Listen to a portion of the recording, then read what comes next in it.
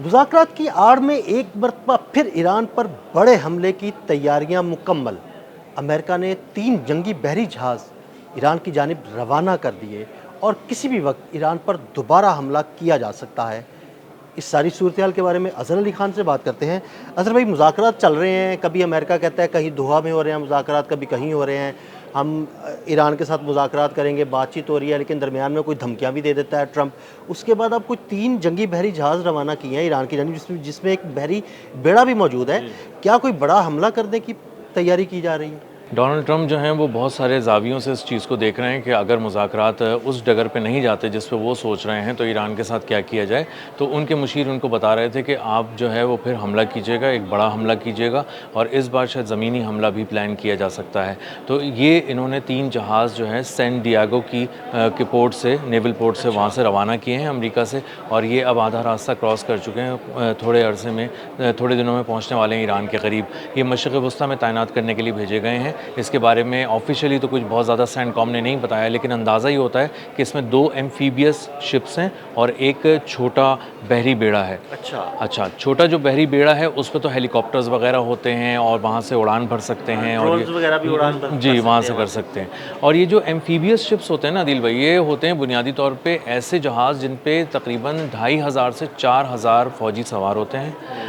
इनमें फ़ौजी गाड़ियाँ होती हैं, इनमें मुख्तलिफ़ किस्म का जो दिफ़ाई साज़ो सामान है वो होता है, हेलीकॉप्टर्स होते हैं, और ये वहाँ ले जाकर पहुँचाते हैं। और ये एम्फीबियस शिप्स वो होते हैं कि जब ये रवाना किए जाते हैं तो ये सोच के रवाना किए जाते हैं कि आपको कोई बड़ी कार्रवाई किसी साहिली पट्टी में, किसी जज़ीरे पे कहीं पे करनी हो। यानी किसी जजीरे या किसी साहिली पट्टी पर कोई बड़ी ज़मीनी कार्रवाई करने का प्लान बनाया जा सकता है। जी, क्योंकि वही काम ये करते हैं कि ये बिल्कुल करीब पहुंच जाते हैं कोस्टल लाइंस के ज़रिए वहाँ पे, और उससे अपने एक ब्रिज बनाते हैं और उस ब्रिज से सारी गाड़ियाँ उतरना शुरू होती हैं, फ़ौजी उतरना शुरू होते हैं, सारा साजो सामान उतरना शुरू होता है। और उसके बाद जो ज़मीनी हमला किसी तरह का भी ये लॉन्च करना चाह रहे होते हैं कहीं पे कोस्टल बेल्ट की तरफ, कहीं पे भी, वो उससे पॉसिबल हो सकता है। और उनकी सपोर्ट के लिए वो जो हेलीकॉप्टर्स चाहिए होते हैं वो भी मौजूद होते हैं। तो हर तरह का एक पूरा पैकेज होता है कि कहीं पे भी हमला करना हो तो आप इस तरह से हमला कर सकते हैं। अब इन 3 जो जहाज़ हैं, इनका एक का नाम है यूएसएस बॉक्सर।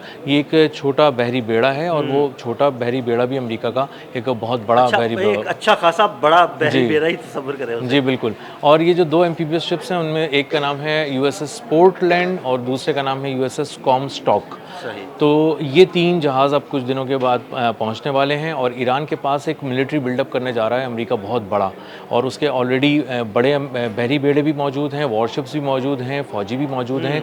और ये जो मशरिक़ वस्ता के अंदर ऑलरेडी 50,000 के करीब उसके अराउंड फ़ौजी मौजूद थे, उसमें मज़ीद 2500 से 4000 का इजाफा करने जा रहा है। तो इतने बड़े पैमाने पे मिलिट्री मूवमेंट, मिलिट्री बिल्डअप का बिला वजह नहीं की जाती। उसके पीछे कुछ मकासद होते हैं, फ़ौजी मकासद होते हैं। ज़ाहिर है उस पर ख़र्चा भी आता है, उस पर बहुत सी लॉजिस्टिक सपोर्ट के हवाले से भी मामलात आते हैं। तो इसका मतलब ये है कि अमेरिका कोस्टल बेल्ट्स के पास ईरान की भी एक बहुत बड़े मिलिट्री एक्शन की प्लानिंग कर रहा है। और अब की बार अगर ऐसा कुछ होता है तो उनको उतरना भी है उसमें, और उतर कर जाना है, ज़मीन पे कदम रखने हैं, और ये बहुत ही डेडली एक्शन होगा और एक बहुत बड़े पैमाने पे। अच्छा अज़हर भाई, 2 सवालात है मेरे। गुज़िश्ता 2 रोज़ के दौरान कुछ ऐसी बातें सामने आई जिसमें ये बातें की गई इसराइल की जानिब से कि मुश्तबा ख़ामनाई को जो है ना वो निशाना बनाया जाएगा, और हम पूरी तैयारी के साथ बैठे हुए हैं।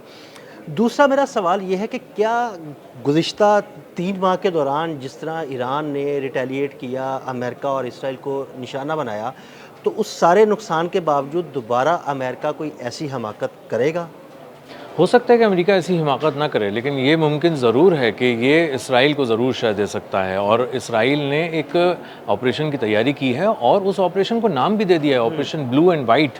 और ऑपरेशन ब्लू एंड वाइट के बाकायदा अहदाफ तय किए गए हैं कि कहाँ हमले करने हैं, किन चीज़ों को गैर मौसर करना है, ईरान की किन जगहों को तबाह करना है। वो स्ट्रेटेजिक लोकेशंस हैं, टावर्स हैं, रडार्स हैं, मिसाइल साइट्स हैं, ड्रोन लॉन्चिंग साइट्स हैं। तो इसका मतलब ये है कि वो ईरानी पासदारान इनकलाब को एक बहुत ही गहरी चोट पहुंचाने की तैयारी कर चुके हैं। मुस्तफ़ा ख़ामनेई के हवाले से बिल्कुल अलग से बयान देते हैं ताकि किसी बयान में वो छुप ना जाए, और कहते हैं कि वो अब भी हमारे निशाने पर हैं और रहेंगे, और हम उन्हें निशाना बनाने की, उनको कत्ल करने की कोशिश करते रहेंगे।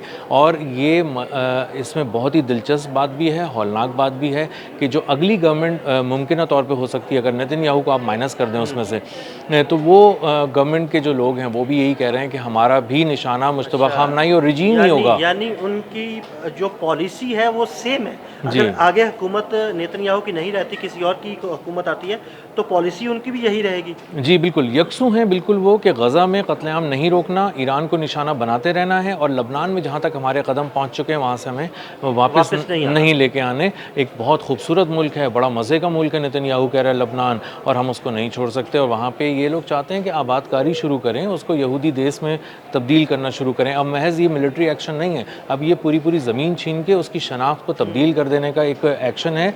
और ये बिलावजह इतनी जो यहूदी जुल्म के लिए जो कुर्बानियाँ दे रहे हैं वो ऐसे ही नहीं दे रहे, वो बहुत दूर तक देख रहे हैं, और एक वसीतर मनसूबा ग्रेटर इसराइल का मनसूबा तो बड़े अरसे से जो है वो मीडिया की जीनत बनता हुआ आ रहा है। बिल्कुल, और इसीलिए वो, और उन सारे मसाइल की जो जड़ है ना, जो यहूदियों के लिए जो सबसे बड़ा प्रॉब्लम है वो है ईरान। उसको समझते हैं कि ये तमाम मसाइल की जड़ है, इसको इसलिए खोदना चाहते हैं, उसको तोड़ना चाहते हैं, उसको नुकसान पहुंचाना चाहते हैं, और इसीलिए वो रिजीम को अलग निशाना बनाना चाहते हैं, आवाम को अलग निशाना बनाना चाहते हैं, और उसकी दिफाई और मुआशी क़ुव्वत को भी चोट इसीलिए पहुंचाना चाहते हैं। मुज़ाकरात की आड़ में जो अमेरिका ये सारी मूवमेंट कर रहा है, ईरान की क्या तैयारी है और ईरान किस किस्म का जवाब दे सकता है?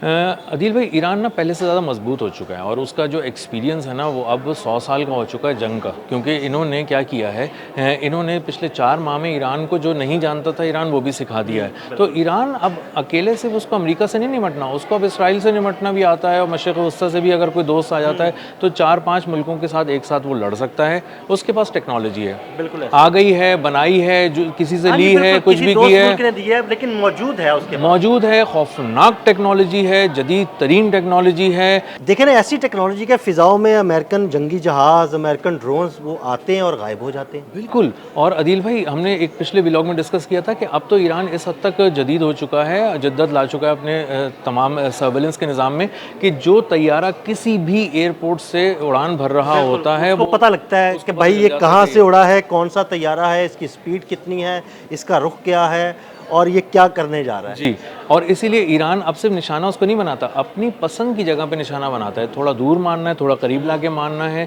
किस वक्त मारना है, उड़ान के वक्त मारना है, पहुंचने के वक्त मारना है।